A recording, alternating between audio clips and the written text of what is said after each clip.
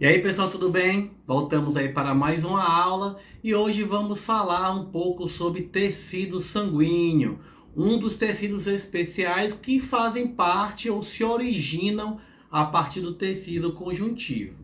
Então nós já falamos aí de tecido conjuntivo propriamente dito, tecido cartilaginoso, tecido ósseo e aí vamos continuar um pouco a falar agora do tecido sanguíneo e do tecido imunitário, que são dois tecidos que fazem parte do tecido conjuntivo. Estão prontos para a aula? Então vamos lá. O tecido sanguíneo é um tecido conjuntivo interessante. Muitas pessoas elas têm dificuldade de compreender o porquê o tecido sanguíneo é um tecido se ele é líquido, não é verdade? Mas nós temos que entender que, na verdade, o tecido sanguíneo vai se dividir em duas partes. O plasma, que é a parte líquida, e os elementos figurados, que são as partes sólidas. Então, nessa aula de hoje, nós vamos falar da composição de cada um, da sua funcionalidade, como eles são feitos, qual é a sua origem e qual é a sua função, tanto do plasma como dos elementos figurados. Vamos falar um pouquinho do plasma. O que é o plasma? É a parte líquida do sangue. Basicamente, o plasma, a função dele será dissolver elementos figurados e outras substâncias que estejam dispostas dentro do volume sanguíneo. Uma pessoa de mais ou menos 60 quilos, ela tem um volume total de 6 litros de sangue. 6 litros e meio mais ou menos. Parte desse volume é composto pelo plasma, que é o solvente do processo. Então eu tenho aí nada mais do que um líquido e dentro desse líquido eu tenho vários compostos dissolvidos. Dentro do plasma eu vou ter basicamente os íons ou os sais minerais, ou dentro do plasma eu vou ter sódio, potássio, iodo, ferro e outros minerais que estão sendo distribuídos por esse plasma por todo o corpo, ou seja, associado ao sistema circulatório, esses minerais estão circulando. Eu também tenho dissolvido dentro do plasma as imunoglobulinas. Essas imunoglobulinas, elas trabalham exatamente na comunicação entre os glóbulos brancos, então elas são importantes. Eu tenho proteínas dissolvidas dentro desse plasma. Eu tenho aí o fibrinogênio, que é um processo inativo que está ligado à coagulação sanguínea. Eu tenho aí a albumina, que é importante no sangue porque ele controla a pressão osmótica dentro do processo de concentração sanguínea. Eu tenho aí outros aminoácidos dissolvidos dentro desse sangue que vão servir para várias fabricações de proteínas. Também dentro do plasma eu tenho os gases, como o oxigênio e o dióxido de carbono. E eu também tenho as vitaminas, que são importantes no processo de organização corporal, de homeostase. Nós temos aí a vitamina K, ligada também ao processo de coagulação. Temos a vitamina A, D, E, P, complexo B. Ou seja, todos esses produtos estão dissolvidos. A parte sólida do sangue são os elementos figurados. Então nós já vimos aí, né? O plasma é a parte líquida, é o solvente, nele já está dissolvido várias substâncias. E eu tenho a parte sólida, que são os elementos figurados. Os elementos figurados, a sua grande maioria, estão associados com a medula óssea vermelha, aonde ocorre um processo de diferenciação. Então eu vou ter basicamente aí glóbulos vermelhos, glóbulos brancos e plaquetas, tá? Então, essa medula óssea vermelha, que é o tecido hematopoético, que você encontra aí nos ossos achatados, né? Principalmente na bacia, ele está todo o tempo fabricando novos elementos, até porque esses elementos figurados têm uma vida útil curta, relativamente, e essa reposição constante faz com que eles se dissolvam dentro do solvente aquoso do plasma e seja transportado, desenvolvendo assim a sua função. Vou começar a falar agora do glóbulo vermelho. Ele tem um porquê ser o primeiro, tá? Porque quantitativamente 95% a 98% dos elementos figurados que você tem dissolvido no plasma são glóbulos vermelhos, ou também chamado de hemácias, ou também chamados de eritrócitos, todos com alusão à sua característica que é ser vermelho. O seu sangue é vermelho porque na sua composição básica você tem glóbulos vermelhos. E esses glóbulos vermelhos são vermelhos porque neles tem um mineral que dá essa vermelhidão, que dá esse tom avermelhado ao sangue, que é o ferro. Então vamos falar um pouquinho da célula em si, tá? A célula, ela é uma célula que tem a origem no tecido hematopoético e ela sofre uma diferenciação bem interessante. A principal diferenciação que essa célula sofre é a perca do núcleo. A grande maioria das suas células corporais tem núcleo, mas uma das células que não tem núcleo, curiosamente, são os glóbulos vermelhos. Eles são anucleados. O porquê de ser anucleado? Ocorre uma ruptura, um expurgamento, o núcleo é expulsado de dentro da célula. E aí eu fico com uma célula anucleada, bicôncava, né? Ela acaba achatando um pouquinho dos dois lados e essa célula fica praticamente somente com o citoplasma. Qual seria a principal função da perca do núcleo? Ganhar espaço. Ganhar espaço para quem? Para o citoplasma. Eu tendo mais citoplasma, eu posso ter mais uma proteína específica chamada hemoglobina. E essa proteína hemoglobina, ela tem no seu centro um anel pirrol, um anel chamado porfirina férrica, aonde eu tenho 4 moléculas de ferro. E essas moléculas de ferro, elas são responsáveis pela captação dos gases, ou seja, não tenho núcleo, tenho mais citoplasma. Tendo mais citoplasma, eu tenho mais espaço para hemoglobina. Tendo mais hemoglobina, eu tenho mais ferro. Tendo mais ferro, eu carrego mais gás. Mas, Ítalo, será que isso tem uma consequência? Sim, tem uma consequência. Isso faz com que o glóbulo vermelho ele só dure mais ou menos 120 dias. Do momento do seu nascimento ao momento da sua perca de utilidade, tem mais ou menos aí 120 dias. O que acontece com esse glóbulo vermelho após os 120 dias? Ele morre e ele vai ser reprocessado pelo fígado. O seu fígado vai pegar esses glóbulos vermelhos e fabricar novos elementos a partir dele. Ele vai fabricar, por exemplo, a estercorubina, que dá cor às fezes, a bile, utilizada no sistema digestório, na digestão ou na emulsificação das gorduras, e também vai fabricar a bilirrubina, que é aquela cor amarela que dá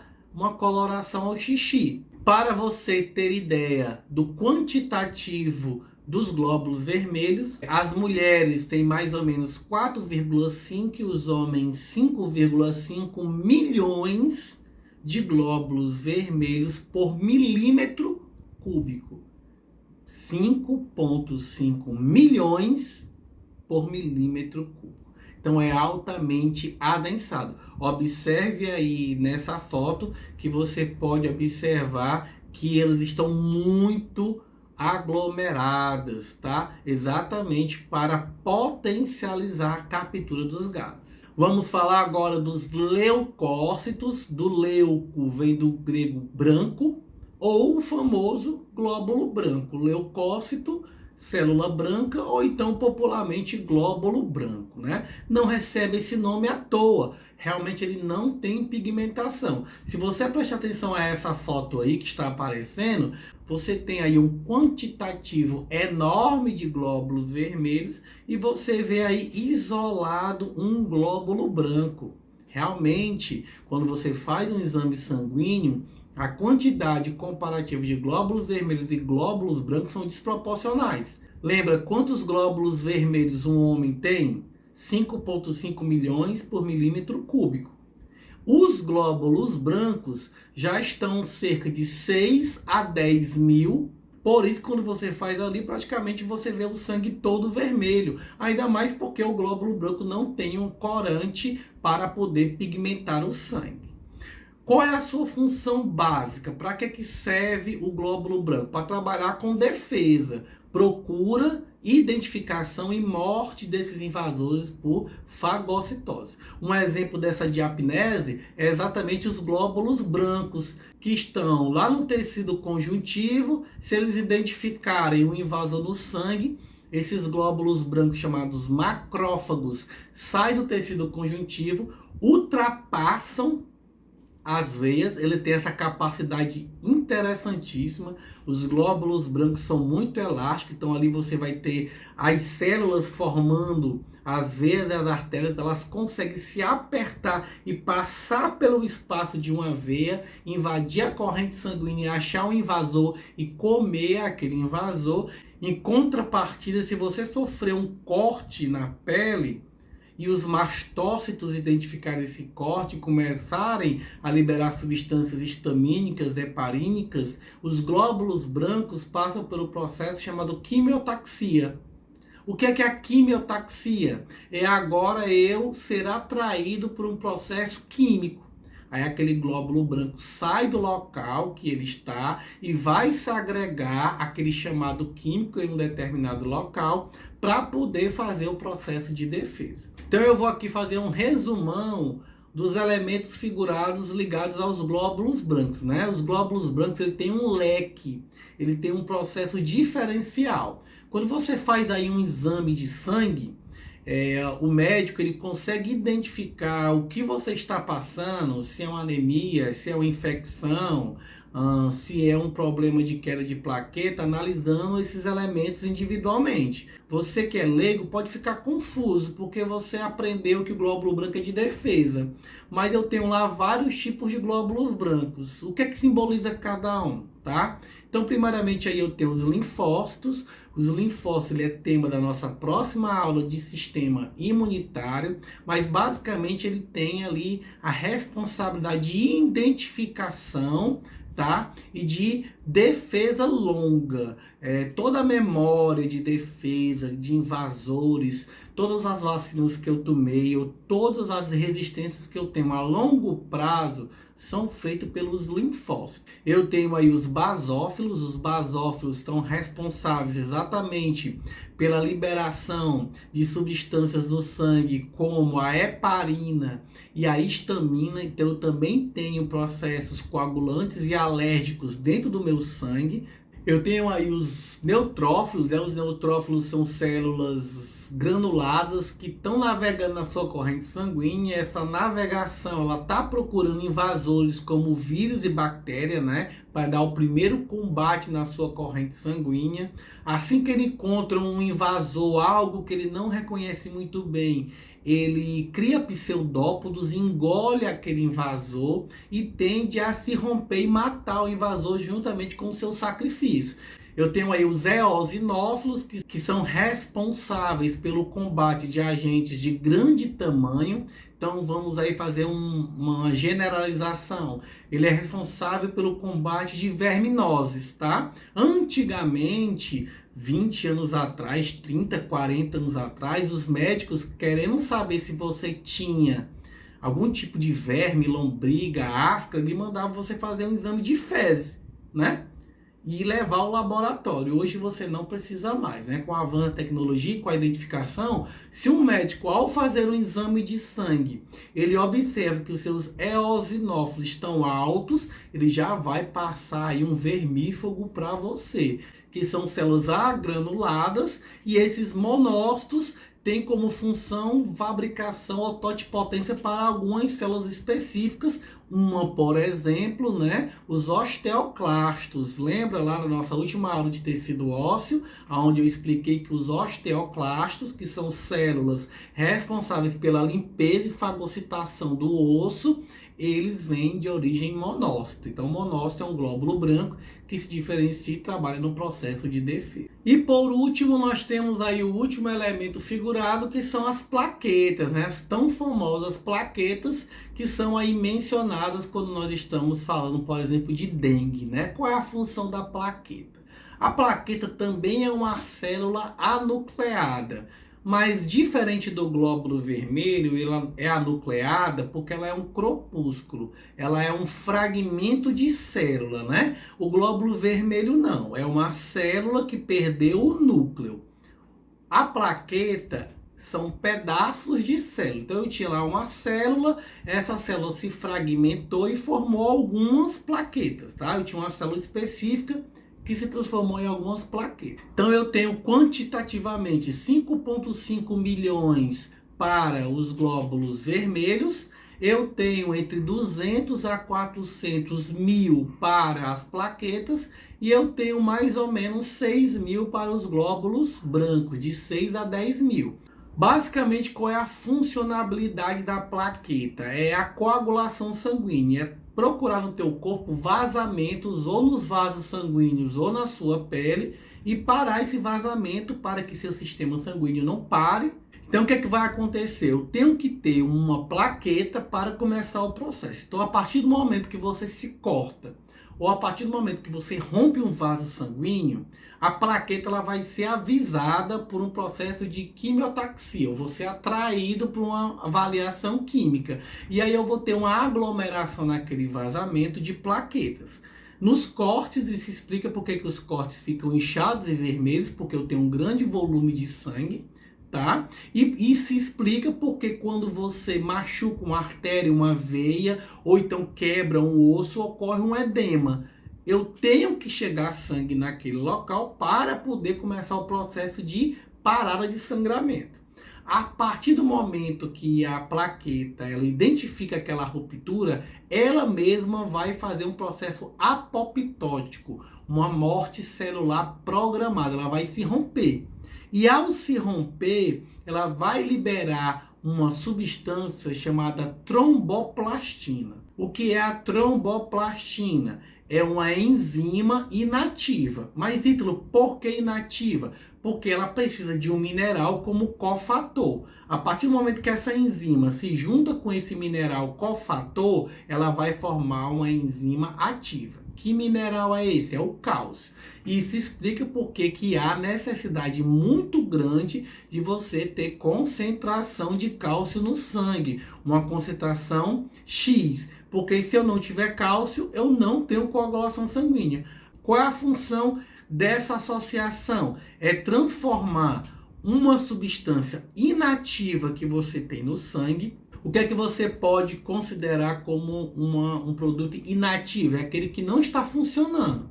Nesse caso, o produto aí é a protrombina. Então vamos lá. Olha a figura aí, ó, me acompanhe na figura que está aí ao lado. Eu tenho a plaqueta se rompe e libera uma substância chamada tromboplastina. A tromboplastina, ela para funcionar, ela tem que se associar ao cálcio. Aí eles se juntam. Quando eles se associam ao cálcio, eles fazem uma reação ativadora. Eles transformam a protrombina em trombina. A trombina também precisa se associar, nesse caso, com a vitamina K. Ela se associa com a trombina e elas fazem uma reação ativadora de outro elemento inativo, que é o fibrinogênio. O fibrinogênio é um elemento inativo. Ele só vai se ativar quando ele se associa com a trombina mais a vitamina K. A partir do momento que eles se ativaram, eles formam uma substância chamada fibrina. A fibrina é o nosso objetivo final. O que é a fibrina? É um conjunto proteico que vai se novelar em forma de gase. Sabe o que é uma gase, né? Para ferimento, ele vai se novelar tipo uma gase e vai tampar o orifício de sangramento.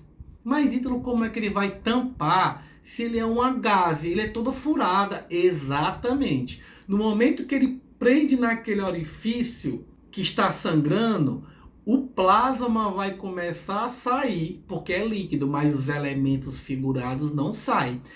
Olha, observe essa foto aí, ó. Vai ficar preso glóbulos vermelhos, vai ficar preso plaquetas, resto de plaquetas, vai ficar preso glóbulos brancos, resto de glóbulos brancos, e eles vão começando a entupir essa gase, até que ao entupir totalmente, para o sangramento, forma um trombo. Se ele for interno, tá? Eu formei um trombo. Se for externo, ao entrar em contato com oxigênio, eu formo a famosa casca de ferida. Talvez um dia você já possa ter pego aí uma casquinha de ferida, né? E ter tentado descascar. Quando você começa a descascar a casca de ferida ali, ela vai começar a soltar uns fios. O que são aqueles fiozinhos bem finos? É a fibrina. Então, nesse caso, eu tenho a interrupção do sangramento. Isso aí você cria uma associação. Qual é a ligação das plaquetas com a dengue? O que é que o vírus da dengue hemorrágica provoca? Hemorragia. E o que é hemorragia? É um sangramento. Então, se eu estou tendo vários sangramentos, quem é o elemento figurado responsável pela diminuição dos sangramentos? São as plaquetas. E o que é que a plaqueta precisa fazer para poder parar o sangramento? Ela tem que estourar, ela tem que morrer. Então, se eu pego uma pessoa com febre, vômito, mancha vermelha no corpo, mancha vermelha, sinal que está tendo um sangramento interno. Aquilo vermelho é o sangue que está vazando dos vasos. E eu faço um exame de sangue e as plaquetas estão baixas, é sinal que essa pessoa está gastando as suas plaquetas.